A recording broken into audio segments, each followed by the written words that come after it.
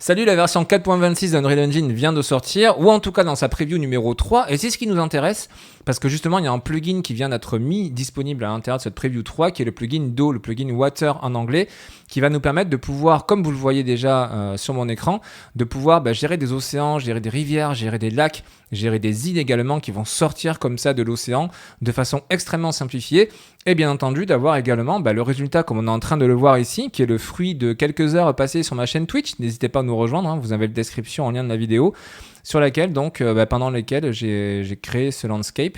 Et du coup on voit un petit peu ce que nous permet de faire ce plugin. Toute l'eau est gérée par le plugin, on voit bien en fait la transition qui se passe ici sur les terrains, c'est vraiment très propre. On voit la gestion des vagues aussi, avec la certaine distance qu'il y a entre le bord et l'endroit où les vagues sont les plus hautes. Tout ça, bien entendu, sont des paramètres que l'on peut configurer à souhait. En plus de ça, parce que cette version actuellement, c'est une version qui est expérimentale, donc c'est vraiment le tout début. On peut voir qu'il y a des blueprints qui traînent, entre guillemets, qui sont pas, que l'on ne peut pas encore compiler, mais qui gèrent notamment une partie de physique. Donc on va voir par la suite ce qu'on pourra faire avec ça, mais je pense que ça va être vraiment pas mal du tout. Dans cette série, dans cette playlist-là, moi ce que je vous propose de faire, c'est de découvrir justement les éléments principaux de ce plugin, au fur et à mesure que d'autres previews éventuellement sortiront de la version 4.26. S'il y a des améliorations de ce plugin, des ajouts, j'en parlerai également. Et puis, je ferai probablement aussi d'autres vidéos par rapport à plein de paramètres qui sont déjà disponibles, mais que j'ai pas eu le temps de regarder parce que c'est vraiment, vous allez voir, très très complexe, mais on a vraiment des rendus de malade. Cette vidéo, on va s'attaquer au plugin de la partie, en tout cas de la partie océan du plugin, ce qui nous permet de faire le rendu que vous avez ici sous les yeux. Et surtout, elle est très importante parce qu'on va voir les paramètres principaux qu'il faut maîtriser. Vous allez voir, il y en a très peu, mais la logique principale de ce plugin pour que vous puissiez ensuite être à l'aise et pas passer des heures à vous dire c'est buggé. Non, c'est pas buggé, ça fonctionne déjà très bien ce qui a été proposé. Donc pour faire ça, je vous propose que l'on parte ensemble sur un nouveau projet. Donc je vais garder celui-ci ouvert. On va créer un nouveau projet dans la version 4.26 Preview 3 d'Unreal Engine. Donc du coup, je lance le moteur. Si vous avez la preview 2 ou 1, n'essayez pas, ça ne sert à rien, le plugin n'est pas installé, d'accord? C'est vraiment preview 3 minimum pour suivre ce tuto. On va partir sur un projet de type jeu. Je prends le template blanc puisque je n'ai pas besoin de quoi que ce soit. Je vais appeler mon projet tuto water pour l'eau. Je ne prends pas de starter content, je laisse en blueprint. On crée directement le projet et on attend que Unreal mouline pour pouvoir nous proposer ce projet. Voilà qui est fait. Alors, ce qu'il faut faire déjà de base, étant donné que c'est un plugin qui est proposé par Epic, il ne faut pas aller chercher le plugin sur le marketplace. Il est déjà directement dans la version. Par contre, il faut activer ce plugin. Pour faire ceci, on va en haut dans le menu Edit, puis Plugin. Ça nous ouvre cet onglet-là. Et là, on va filtrer tout simplement dans les plugins qui sont en haut à droite via le moteur de recherche. Vous tapez Water pour eau, donc. Et c'est ce plugin-là, c'est celui avec la goutte bleue qu'il nous faut activer. Donc, on clique sur Enabled, on restart le moteur. Et c'était bien marqué comme quoi le plugin est expérimental, donc ça laisse vraiment présager de super bonnes choses, parce que vous allez voir, ça marche déjà super bien. Le projet a donc de redémarrer, ce qui fait que là, on peut directement travailler sur notre projet avec cette fois-ci le plugin qui est donc activé. Le plugin, ce qu'il faut savoir de façon générale, c'est qu'il va toujours fonctionner en déformant le landscape. C'est l'élément de base qu'il faut bien maîtriser. C'est-à-dire que si vous prenez actuellement ce plugin, ou en tout cas les acteurs qui vous permettent de déposer ce plugin, sur votre niveau, il ne se passera rien si vous n'avez pas de landscape. Le but, c'est vraiment de déposer ces acteurs sur le niveau, qui, vous le verrez, seront toujours sous forme de spline. On va voir dans un instant ce que c'est si vous ne connaissez pas. Et ces splines vont déformer automatiquement le terrain. Ce n'est plus vous qui allez déformer le landscape pour faire ressortir des îlots, etc. C'est automatiquement ce plugin qui va déformer le landscape. Si vous ne mettez pas de landscape, ça ne peut rien déformer. Donc du coup, on repart tout de suite ici. On va enlever ce premier bloc de la map par défaut qui ne nous intéresse pas, parce que c'est un static mesh, donc on supprime. Et on va faire Shift 3, où vous passez par le mode ici et Landscape. Et là, on va créer un nouveau Landscape. Les valeurs, je vous les montre, vous les avez en tout cas, hop là, au-dessus de moi. Ce sont les valeurs que j'utilise pour ce tutoriel. Vous pouvez en prendre d'autres si vous le souhaitez. Ayez bien quand même en tête, comme quoi, si vous travaillez sur une map avec un océan, et que toute l'histoire ne se passe pas dans l'eau, ça veut dire que potentiellement vous avez besoin de pas mal d'espace quand même pour la partie qui sera hors de l'eau. Ne partez pas sur des tout petits landscapes, vous risquez d'être bloqué assez facilement ou d'avoir un rendu d'océan qui ne sera pas vraiment super. Donc moi je pars avec ces valeurs, je crée mon landscape. Je refais Shift F1 pour passer en mode normal, sinon vous faites Mode et Select. Et une fois qu'on est là, après avoir rapidement être passé par le component source, l'acteur source et le passer en movable pour enlever notre damier, On va sélectionner le landscape et on va activer le premier paramètre qui est très important. Donc vous le sélectionnez et dans la colonne de droite, c'est ici dans l'onglet Details, vous descendez et vous cherchez le Enable Edit Layers. En cochant là-dessus, vous confirmez avec la fenêtre de dialogue qui s'ouvre. En cochant ça, ça nous permet de faire quoi? Ça nous permet d'activer le fait d'avoir plusieurs niveaux de calque sur notre terrain. Je ne suis pas en train de parler de niveau de calque par rapport aux matériaux, d'accord? Ce ne sont pas des layer blends pour les matériaux. On parle vraiment de la topologie du terrain, le fait de pouvoir sculpter le terrain. Comment est-ce qu'on voit si c'est actif ou pas? Déjà, vous avez le paramètre ici booléen qui est coché, mais surtout, si vous repassez en mode édition de landscape avec Shift F3, vous voyez ici ceci qui est apparu, qui par défaut n'y est pas, donc le paramètre Edit Layers.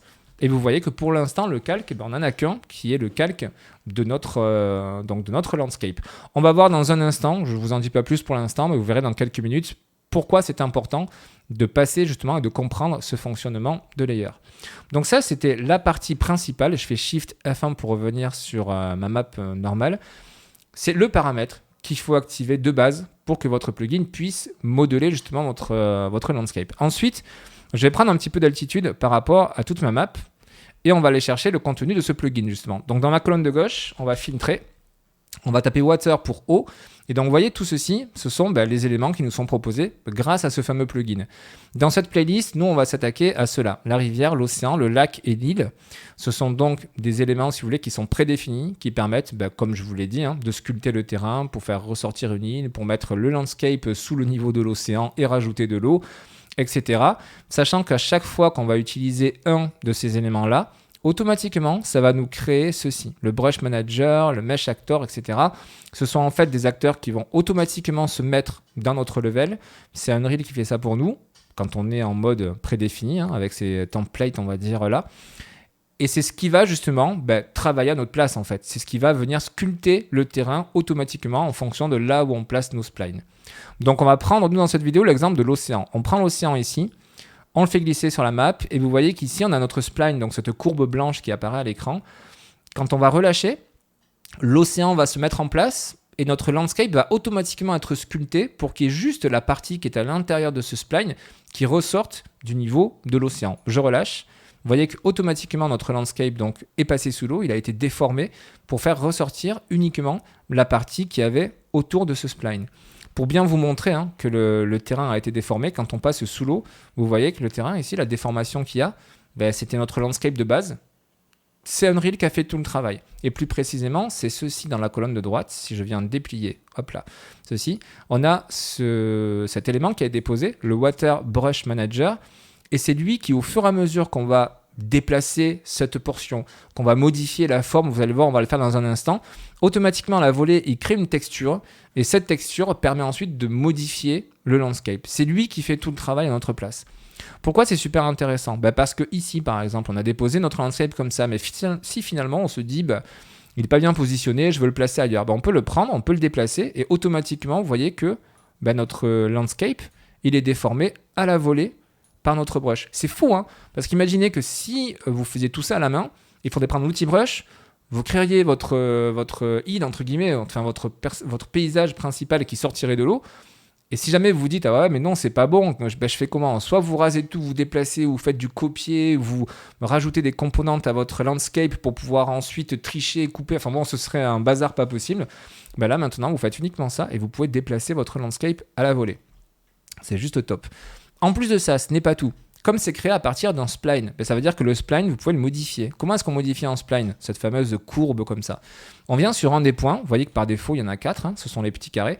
On vient sur un des points et il suffit de le déplacer. Et en déplaçant ceci, je vais volontairement me mettre un petit peu plus haut, vous voyez qu'à la volée, ça va changer la courbe justement du territoire, entre guillemets, qui doit sortir de l'océan. Ça se fait automatiquement. Ça veut dire que le Brush Manager, à chaque fois qu'on va déplacer un point, il recrée une nouvelle texture et cette texture, elle vient modifier notre landscape. C'est juste génial. Si vous voulez modifier des points, si vous voulez ajouter des points ou si vous voulez supprimer des points, vous pouvez sans problème. C'est-à-dire que là, par exemple, si je veux supprimer ce point-là, je l'ai sélectionné, j'appuie sur supprime, ça m'a enlevé un point de mon spline, la forme s'est mise à jour, il n'y a pas de problème. Si vous voulez rajouter un nouveau point, vous partez d'un point existant, vous maintenez Alt enfoncé et vous déplacez. Et automatiquement, ça vous crée un nouveau point. Et ça, vous pouvez le faire autant de fois que vous le souhaitez, à partir de là où vous voulez. Et vous pouvez comme ça modifier votre terrain à la volée. Petite parenthèse par rapport au spline aussi, vous pouvez jouer sur les tangentes et vous pouvez jouer avec l'outil scale également là-dessus pour pouvoir donner des formes plus spécifiques à chacun de vos points. Je vais vous montrer un cas de figure que vous pouvez avoir aussi, c'est ceci. À un moment, vous allez dire, ah non mais attends, pourquoi ça bug alors qu'on a toujours l'océan et pourquoi? Et pourtant, on a ce bug-là. C'est pas du tout un bug, c'est juste que le landscape que l'on a créé de base, on le voit dans les profondeurs ici, c'est ce grand carré qu'il y a là. À partir du moment où le spline, vous allez le sortir du landscape, en fait, il n'y a plus de matière à modeler. Donc le spline, il vient bien là, mais le landscape, il n'y a plus de matière. Donc Unreal, il ne peut pas le créer pour vous. À ce moment-là, vous pouvez agrandir votre landscape ou tout simplement revenir sur votre décision et dire « Ok, je l'arrête ici pour être dans les limites de mon landscape et que ça passe bien. » Ok, donc ça, c'est une première chose. C'est vraiment la base. Et vous allez voir que pour les îles, c'est pareil. Enfin, c'est vraiment la base du fonctionnement. Un spline, on peut rajouter des points, on peut modifier l'emplacement des points, on peut modifier les tangentes, etc. pour donner vraiment la forme que l'on veut. La chose qu'on peut se poser aussi comme question, la question qu'on peut se poser, c'est se dire, ok, mais maintenant, est-ce qu'on peut sculpter un petit peu tout ça? Est-ce qu'on peut donner de la hauteur? Et moi, ce que j'avais essayé de faire, c'était ça. Donc là, j'ai quitté volontairement le point et j'ai sélectionné mon acteur, Water, Body, Océan, pour tout sélectionner en bloc. Et là, on serait tenté de soulever ça, en fait, pour donner de la hauteur, chose que l'on peut faire sur les îles, on le verra plus tard. Mais si on le fait sur le module Océan, voilà ce que ça crée, en fait. Ça crée quelque chose de très bizarre. Donc, je vous déconseille un petit peu de faire ça, mis à part si dans votre jeu, vous avez l'utilité de faire ça. On se retrouve avec, en fait, de la profondeur sous l'océan qui n'a pas d'eau. Donc, j'ai CTRL-Z pour annuler mon opération. Et à ce moment-là, ce qu'on peut faire, c'est à nouveau Shift F3 pour passer sur l'outil de Landscape, sur l'outil de Sculpt en l'occurrence. Et là, je peux sculpter, si je le souhaite, mon terrain sans aucun problème. Donc en fait, vous allez comme ça pouvoir après modeler votre terrain. La base est faite par l'acteur Water, Body, Océan. Et après, vous allez pouvoir modeler tout ça. On va se rendre compte d'un truc, et c'est là où justement les calques dont je vous parlais au début vont être intéressants. Vous voyez ici l'espèce d'ombre qu'il y a, c'est le spline qui est venu donner cette fameuse forme. Elle laisse une petite trace comme ça. Donc on aurait tendance à utiliser l'outil Smooth, venir ici et smoother justement pour adoucir et donc supprimer ce petit dénivelé qu'il y a ici sur le terrain. On voit que ça ne marche pas. Si je prends l'outil Sculpt et que je passe au milieu, on voit quoi? On voit que la partie qui est à l'intérieur du spline, la modification de terrain est prise en compte. La partie qui est à l'extérieur du spline n'est pas prise en compte. C'est pas du tout un bug et c'est justement le système de layer qui rentre en compte ici. Et ça tombe bien, comme je suis en train de sculpter mon terrain, je suis dans mon outil de sculpt de landscape et regardez à droite ici. J'ai mes deux layers. J'ai le layer principal qu'on avait tout à l'heure qui s'appelle layer de base, le landscape, et j'ai un deuxième layer qui s'appelle water qui correspond au calque qui a été créé justement par ce fameux plugin. Pour que vos modifications de sculpt soient prises en compte, pour que toutes les modifications que vous allez faire de sculpt en dehors des splines soient prises en compte, il faut que le calque layer, vous le mettez au premier niveau. C'est comme dans Photoshop, c'est comme dans n'importe quel autre soft. C'est juste une histoire de hiérarchie de calques qui vont faire que les modifications que vous faites sont prioritaires par rapport aux modifications qui sont en dessous. Du coup, en faisant ça, je peux maintenant venir modifier sans problème, même à l'extérieur du spline. Et cette fameuse ligne, si j'utilise mon smooth, ça va fonctionner. Je vais vraiment effacer le smooth, c'est-à-dire que je vais vraiment modifier mon landscape tout en prenant en compte la modification initiale qui avait été faite quand j'ai placé mon île. Là où c'est super intéressant, et là où on sort même d'ailleurs du cadre un petit peu de la gestion de la flotte en fait, de l'eau, c'est que même en termes de modification de paysage, c'est juste génial. Je m'explique. Je refais Shift F1 pour revenir sur mon mode normal. Je prends mon acteur Water, Body, Océan, et si j'ai envie de le déplacer, je peux très bien le déplacer ici. C'est-à-dire que si au bout d'un moment, j'ai envie de déplacer mon landscape parce que j'estime qu'il y a un truc qui ne va pas, je peux le déplacer. Vous voyez, je peux même lui faire une rotation si je veux. Et à la volée, j'ai mon landscape qui du coup est modifié. Ce que je veux vous montrer aussi, on va essayer de le faire en... je vais rapetissir un petit peu mon landscape pour vous montrer le fait de travailler sur les calques, l'impact que ça a. Et c'est une bonne chose, c'est un impact mais au sens positif du terme. Alors, je vais t'attraper toi là. Voilà. On va le rentrer un petit peu. On fait une surface plus petite. Ok. Je reprends mon acteur complet et je vais le déplacer. C'est vrai que je me suis bien mis au milieu. Je suis bien allé chercher la merde là. Hop là, voilà. Donc j'ai déplacé complètement mon île. Ça veut dire quoi? Ça veut dire que mon landscape, il récupère bien. Je fais Shift 3 pour revenir ici sur mes layers. Ça veut dire que en déplaçant mon île, j'ai mon layer qui est géré par l'eau, qui redéforme mon landscape comme il le faut. C'est-à-dire, il se met à jour, il dit avant j'étais là-bas, hop là, il y avait le landscape qui sortait. Là-bas, maintenant, j'ai tout aplati, donc j'ai tout remis sous l'eau parce que maintenant, je ressors là. Par contre, les modifications qu'on a faites de structure de terrain sur notre calc layer, c'est toujours actif. Et regardez, si on va sous l'eau, alors ça va être où? C'est là-bas. Hop là, on voit bien les modifications de terrain que j'ai faites tout à l'heure. Pourquoi est-ce qu'elles sont passées sous l'eau? Parce qu'en fait, on a modifié la structure de notre terrain à un endroit donné sur le terrain. Et on a modifié, si vous voulez, en déplaçant l'île, le terrain a été restructuré, a été resculpté, et du coup, au lieu d'être en hauteur, la base, elle s'est remise au niveau 0. Donc toutes les modifications de terrain qu'on avait faites au-dessus, entre guillemets, même si c'est pas superposé, c'est le terrain qu'on a modelé, en gros, les modifications de l'eau ont été remises à 0, donc ça a reposé le terrain en dessous, et donc les modifications qu'on avait sculptées au-dessus, elles sont restées collées à la base, mais ça a été mis sous l'eau. Donc vous voyez vraiment cette notion des deux layers, le layer principal, le layer water, qui va nous permettre de pouvoir modeler comme ça le terrain. Alors c'est pas un souci en soi, il faut juste revenir si vous voulez réaplatir votre terrain qui est sous l'eau si vous n'en avez plus besoin, etc. Donc ça, c'est vraiment pour la partie sculpte de terrain. Donc j'espère que vous avez bien à peu près tout saisi pour la base. Il faut obligatoirement landscape. Après on place sur le terrain, sur notre niveau, on place le fameux acteur océan. Qu'est-ce que ça fait? Ça positionne un spline, et ce spline, n'importe où on va le positionner sur notre niveau, ça va automatiquement déformer le landscape pour que la partie spline soit au-dessus et que la partie qui soit à l'extérieur du spline va remodeler le terrain pour le faire passer sous le niveau de l'eau. Parenthèse par rapport à ça, a priori pour l'instant l'océan se place automatiquement à 0 en valeur sur l'axe Z, un petit peu comme le niveau de la mer, entre guillemets, dans notre vie IRL. Là, c'est pareil, l'océan, il se place au niveau 0. A priori, pour l'instant, en tout cas, je n'ai pas trouvé, je n'ai pas trop cherché non plus, mais on ne pourrait pas changer cette valeur. Perso, ça ne me pose pas de problème, mais je sais que j'ai vu la question déjà passer. Ok, maintenant qu'on a vu ça, pour la partie terrain, on va regarder ce qui se passe au niveau de la partie vague, parce que c'est intéressant quand même de regarder ce qui se fait au niveau de l'eau. Si on se rapproche un petit peu, on voit quoi? On voit qu'on a ces vagues qui sont là, etc. Comment c'est géré? Comment est-ce qu'on peut modifier ça? Parce que bien entendu, on peut modifier les paramètres. Comment est-ce qu'on a accès plus en détail à tous les paramètres? Eh bien, c'est parti pour la deuxième partie de cette vidéo. On va donc sélectionner notre acteur ici, Water, Body, Océan, et on va regarder les paramètres tout simplement un par un. Et on va un par un. Je vous rassure, on ne va pas tous les faire. On va regarder ce que j'ai vu pendant le live, et puis après, je ferai d'autres vidéos pour les paramètres qui ne seront pas abordés aujourd'hui. Là, ce sont les principaux. Le principal par lequel on va commencer, c'est ici, dans la rubrique terrain. On va déplier le Curve Settings. Vous voyez que par défaut, on utilise justement une curve, c'est-à-dire une courbe. Et cette courbe, elle va nous servir à quoi? Elle va nous servir à gérer la transition qu'il va y avoir entre la partie de terrain principale qui est ici et la partie qui va ensuite sous l'eau. Autrement dit, est-ce qu'on veut quelque chose de très brut? Est-ce qu'on veut quelque chose qui soit très smooth, très lent, entre guillemets, au niveau de la profondeur, comme ça, rentrer progressivement dans l'eau? Est-ce qu'on veut quelque chose totalement what the fuck qui nous fait des espèces de marches comme ça? Pourquoi pas dans votre jeu? Vous pouvez faire ce que vous voulez. Et ça, vous pouvez le régler justement, vous pouvez le faire un set, vous pouvez le paramétrer à l'aide de curves. Vous avez des curves par défaut qui vous sont proposées.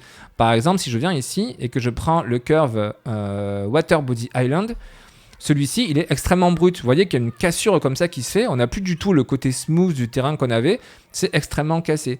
Si je change pour, je sais pas, je vais en prendre un qui n'a rien à voir avec le reste. Voilà, vous voyez, ça nous change complètement la forme parce qu'on a des curves, justement. Ça, c'est pas adapté pour les îles, celle que je viens de prendre, mais c'est une des curves qui sont présentes dans mon niveau. Et du coup, c'est juste pour vous montrer l'impact que ça peut avoir sur notre niveau. Donc moi, je vais reprendre la curve normale. Du coup, on va avoir ceci. Et ensuite, on a d'autres paramètres en dessous. On va regarder comment éditer une curve après. Et on a d'autres paramètres en dessous qui vont nous permettre de pouvoir jouer encore plus cette curve, accentuer ou pas les éléments. Par exemple, ici, on a le curve ramp width, donc la largeur de curve, qui va nous permettre de pouvoir faire justement le côté beaucoup plus smooth ou le côté beaucoup plus cassé, entre guillemets, vraiment fracturé de notre niveau. Vous voyez qu'en changeant les valeurs au fur et à mesure, on a un terrain qui rentre dans l'eau beaucoup moins rapidement ou beaucoup plus rapidement que dans l'autre cas. Donc ça, c'est avec ce paramètre-là notamment que vous allez le faire. Et pareil avec l'offset et le depth qui, le mix des trois, vont permettre d'avoir un rendu qui est un petit peu plus précis. Je ne vous les passe pas un par un, vraiment, rentrez dedans, changez vous-même les valeurs, regardez concrètement ce que ça fait comme modification, parce qu'il n'y a pas de valeur à mettre, sinon elle serait déjà mise. Il y a des milliards de possibilités en fonction de ce que vous souhaitez. Je vous montre juste les curves, à quoi ça correspond. Donc pour voir ce qu'est un curve, je clique sur la loupe ici, Ça m'a ouvert mon curve dans mon autre... hop là, ça m'a ouvert mon curve dans mon autre Content Browser. Donc je vais positionner ici pour que vous puissiez le voir. Voilà. Du coup, je repositionne mon UI à la volée. Donc en cliquant sur la loupe, ça m'a emmené à l'endroit où il y avait les curves. Je double-clique dessus pour l'éditer. Voilà à quoi ressemble la curve. Donc c'est, comme je vous le disais, une courbe avec deux images clés ici, une là. Et du coup, on a une courbe qui nous permet de voir qu'on va avoir une transition qui va être relativement douce. Volontairement, je vais la placer ici. Et on va modifier la curve pour montrer l'impact que ça peut avoir. Tac, je dézoome pour avoir accès à tout. Hop. Voilà. Regardez maintenant la transition qui est là. Donc elle est faite sur cette curve qui à la base est plutôt sympathique, douce.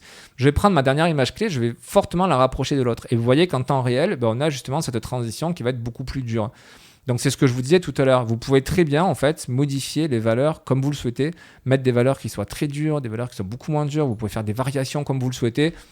Ça, c'est vraiment libre à vous en fonction de ce que vous avez envie de proposer comme expérience dans votre jeu. Vous pouvez créer vos propres curves et à ce moment-là, vous les retrouverez automatiquement ici. Vous viendrez les récupérer ici. Maintenant qu'on a vu ça, on va continuer avec un autre élément qui est intéressant ici, dans la rubrique Wave. Hop là. Voilà. Donc, on a deux éléments qui sont à prendre en compte ici. Le premier, qui est le Wave Attenuation Water Depth, qui va être, pour faire simple, la distance qu'il va y avoir entre le bord du terrain et l'endroit où les vagues vont être à leur maximum. Si vous mettez une valeur de 0, ça veut dire que jusqu'au dernier moment, vous allez avoir les vagues qui vont jouer leur rôle, c'est-à-dire qu'ils vont être au taquet de leur amplitude et compagnie et tout ça. Du coup, on a un rendu qui n'est pas forcément super réaliste. Et après, en mettant un petit peu de valeur plus ou moins importante à ceci, vous allez avoir les vagues qui vont venir finalement se tasser beaucoup plus facilement au niveau du rivage. On n'a pas encore l'effet d'écume, etc., qui vient sur le bord de la plage. Je pense pas que ce soit encore actif, je ne pense pas, mais peut-être que ça l'est, je sais pas, je veux pas m'avancer. En tout cas, on a vu des images des pics où c'est traité, donc si ça l'est pas tout de suite, ça va l'être en tout cas dans les versions à venir. Donc ça, voilà, avec cette valeur, vous pouvez gérer ça. Et la deuxième chose, c'est comment est-ce qu'on fait pour créer justement une tempête, ou comment est-ce qu'on fait pour créer quelque chose de beaucoup plus plat en fonction de ce que l'on souhaite faire. Ça va se passer ici. On a un nouvel acteur qui s'appelle Water Wave Asset, donc c'est carrément un asset de vague. Et cet asset de vague, il va nous permettre, via des paramètres, de pouvoir modifier ce que l'on souhaite. On voit dans la liste déroulante, on en a deux. On a pour le lac, donc lake, et on a pour l'océan, océan. Merci. Du coup, si je prends le lake, voici ce que ça donne. On a quelque chose qui est beaucoup plus plat, beaucoup moins marqué, beaucoup plus calme et tout. Si par contre, je prends l'océan, on va se retrouver avec ce qu'on avait, donc des vagues qui sont un petit peu plus marquées. Si je veux éditer ça, bien, je peux. Si je veux créer ça, je peux. J'ai pas essayé. Je sais pas si, vu que c'est encore en preview, je sais pas si on peut. Je vais essayer d'appeler un acteur qui s'appelle Wave. Water Wave Assets. Je sais pas si on peut. C'est un asset en même temps. C'est pas un blueprint. Je sais pas si on l'a à quelque part là. Ah ben si, Water. Ben voilà. C'est le dernier élément. Vous voyez dans la liste déroulante qui est apparu. Je l'avais pas vu au départ. Qui vous permet de pouvoir créer justement un asset depuis zéro et créer vos propres éléments. Vous pouvez aussi modifier les éléments qui sont déjà présents dans Unreal. Donc du coup, vous double-cliquez dessus, ça ouvre automatiquement ceci, et là on va tomber dans la configuration des vagues. Donc je déplie volontairement un petit peu tous les éléments, sachant qu'il y a plusieurs types de vagues. On voit qu'on a, alors c'est pas ici, c'est dans plusieurs types de générateurs, pardon. On a un générateur simple, un générateur Spectrum. Je ne sais pas encore ce qu'est le Spectrum, j'ai pas regardé. On va regarder la version simple pour apprendre, c'est déjà pas mal pour commencer. Et du coup, on a pas mal de paramètres ici qui vont nous permettre de pouvoir modifier justement certaines valeurs sur les vagues. On va faire quelques exemples de démonstration pour voir en temps réel l'impact que ça va avoir sur notre projet. Donc par exemple, nous avons quoi? Nous avons l'amplitude. L'amplitude ici, ça va être la hauteur que va prendre la vague. On a une amplitude minimale de 4 et maximale de 80. Avec un fall-off. Le fall-off, ça va être la distance sur laquelle il va y avoir justement une transition, si vous voulez, entre l'amplitude minimale et l'amplitude maximale. Du coup, si je mets par exemple deux amplitudes, même si je mets une amplitude minimale qui va être élevée, par exemple 60, on va se retrouver avec beaucoup plus de pics en fait. Enfin, beaucoup plus, même pas de pics, mais d'activité en mer, puisque l'amplitude minimale va être relativement élevée. Donc automatiquement, on se retrouve avec beaucoup plus d'activité. Si inversement, je mets une amplitude mini de 2 et maximale de 5, on va se retrouver avec quelque chose d'extrêmement calme, puisqu'on n'aura quasiment pas d'amplitude au niveau des vagues. On va refaire le test avec des vagues relativement impressionnantes, et on va mettre en fall-off impressionnant aussi. voir un petit peu l'impact que ça peut avoir. Je sais pas si visuellement, j'ai pas l'impression de voir un gros changement. J'essaie de changer un petit peu les angles. Non, pour l'instant, je vois pas trop comme ça. Je vais pas re-rentrer dans mes tests en mode tuto, mais je regarderai ça. Mais voilà au niveau de l'amplitude. Je vais remettre l'amplitude qu'il y avait au départ. Autre possibilité aussi, vous avez ici le wavelength, c'est-à-dire la longueur de la vague. Par défaut, on est à 521 en mini, 6000 en maxi. Si on met des valeurs beaucoup plus petites, par exemple 50 et 150, ben, on se retrouve avec des valeurs, avec des toutes petites vagues en fait. Donc bon, là effectivement, ça fait très moche. Du coup, on va augmenter ça. Et ça nous permet de voir, je vais reprendre les valeurs par défaut du coup, parce que là je suis parti dans n'importe quoi. Voilà, et ça va nous permettre de voir si on met une valeur minimale plus importante, c'est un petit peu ce que l'on risque d'avoir en pleine mer ou en plein océan par exemple, pour avoir des remous qui vont être relativement plus importants. C'est-à-dire qu'on ne va pas se retrouver avec plein de petites vagues, mais on voit qu'on a vraiment des espaces plus grands et donc du coup des creux plus grands. Si à ça on rajoute le fait d'avoir des amplitudes qui sont un petit peu plus importantes, par exemple du 30 à 80, si on se rapproche un petit peu du niveau de la mer, on voit qu'on a du coup des effets qui vont être un petit peu plus impressionnants. Sachant que si on se met au niveau du bord, c'est vraiment de la 3D, hein, donc on va vraiment passer sous le niveau de la mer comme on est en train de le voir là. Donc voilà comment vous allez pouvoir travailler sur vos vagues. Alors je ne vais pas passer tous les paramètres un par un. À nouveau, pour l'instant, je suis même incapable de vous donner de bons paramètres pour dire alors en Méditerranée ça correspond à ça, Méditerranée quand il y a une tempête ça correspond à ça. Là après c'est à chacun de tester un petit peu pour avoir ses propres paramètres, mais voilà comment est-ce qu'on va pouvoir gérer. Qu'est-ce qu'il me dit? Peut-être un fail to save. C'est pas grave en fait, je veux pas forcément le sauvegarder, mais du coup s'il veut pas me le sauvegarder. Non, il veut pas. Pourquoi? Je dois l'avoir ouvert une deuxième fois alors. C'est pas grave. Je vais le laisser comme ça. On va continuer la fin du tuto comme ça. Et puis je regarderai après ce qui se passe. Donc ça, c'est pour la partie donc water body océan. On a donc regardé pour la gestion du landscape. On a regardé pour la gestion des vagues. Chose sur laquelle on va s'arrêter un petit moment aussi dans ce tuto qui est un petit peu long pour le premier, mais parce qu'il y a beaucoup de choses importantes qui ne seront pas répétées du coup pour la suite. Vous voyez que ça nous a posé deux autres acteurs ici. Donc on a l'océan, ça c'est nous qui l'avons posé. Automatiquement, ça nous a mis un brush manager que l'on retrouve ici dans la colonne de gauche. Et ça nous a posé un water mesh actor que nous retrouvons aussi dans la colonne de gauche. Sachant que là, étant donné qu'on est parti sur des choses qui sont prédéfinies, ça nous les a mis automatiquement. Mais vous voyez qu'ici, vous avez le Water Body Custom qui va vous permettre de pouvoir créer tout ça de vos propres mains. Et du coup, vous allez glisser vous-même les acteurs sur votre niveau pour pouvoir les paramétrer. Donc là, si on prend le Water Brush Manager, comme son nom l'indique, lui, il va modifier la structure du landscape. C'est lui qui va bosser à notre place. Donc là, quand on modifie justement notre spline, c'est ce qu'il se passe ici. Vous voyez, il va venir créer automatiquement à la volée une texture. Si je sélectionne celui-ci et que je change là comme ça en point, en plat, et que je reviens sur le Brush Manager, la texture, vous la voyez ici en rouge, a été changée à la volée. Et cette texture, c'est ce qui va permettre de changer le brush de mon landscape. Donc en fait, c'est lui, si vous voulez, qui travaille pour vous. C'est un employé que vous avez qui fait la modification immédiate sur votre landscape à partir du moment où vous faites une modification comme ça de votre brush. Donc c'est lui qui fait tout le travail. Il y a toute une pléiade également de paramètres. Pour l'instant, je ne vous en parle pas. Je ne sais pas à quoi ça correspond. Quand je saurai à quoi ça correspond, je vous en parlerai. Le Water Mesh Actor, même chose. Ça nous pose un acteur par rapport à l'eau. Je pense que lui, c'est spécifiquement, comme son nom l'indique, la gestion de l'eau. Donc on voit qu'il a récupéré les informations en noir ici de là où il ne doit pas y avoir d'eau. Et tout le reste, il doit y avoir de l'eau. Et du coup, ça rajoute l'eau là-bas. Appelez plus précisément, est-ce qu'avec les paramètres que nous avons, nous pouvons faire des choses? C'est sûr et certain. Je ne saurais pas encore vous dire quoi exactement. Donc pour l'instant, je ne vais pas plus loin sur ces points-là. Autre chose qui est important, il y a plein de choses importantes. Actuellement, nous avons donc ces matériaux d'eau qui sont utilisés parce qu'au final, on utilise des matériaux d'eau. L'eau, ce sont des matériaux qui vont justement gérer ces effets visuels que nous avons et ce rendu que nous avons.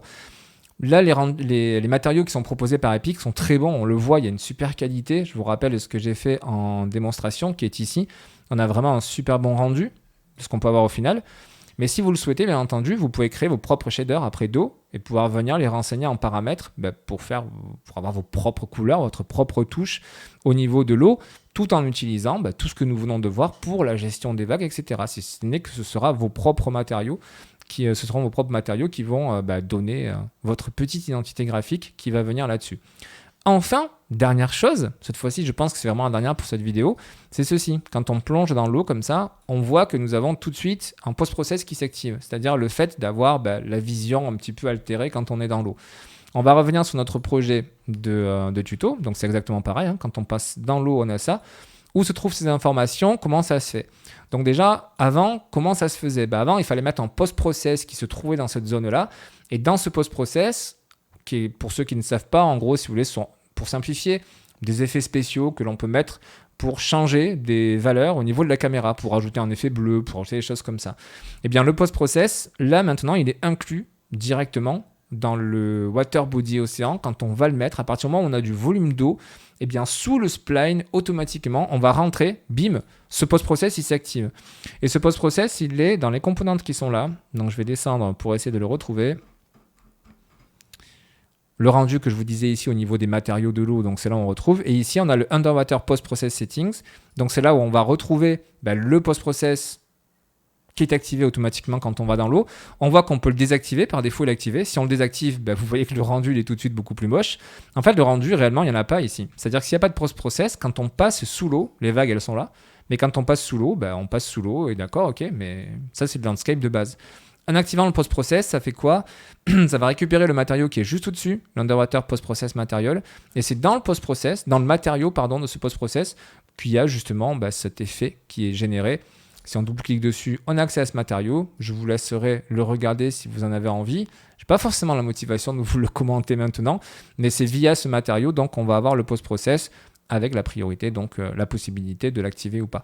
Donc c'est directement dans le component que nous avons ça. Nous n'avons plus besoin de mettre un post-process en dessous, essayer de lui donner à peu près la forme dans les angles et tout ça. Ça se fait automatiquement.